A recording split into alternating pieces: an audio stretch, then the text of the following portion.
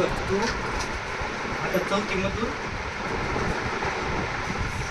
तिसरीला होता तू आता तू चौथी क्लासमध्ये आहे आणि तुझे जो मार्क्समध्ये ग्रेड B1 का मतलब क्या होता है 71 से 80 तक मार्क मिले है समझ में इथे हर एक श्रेणी का गुण रहता है.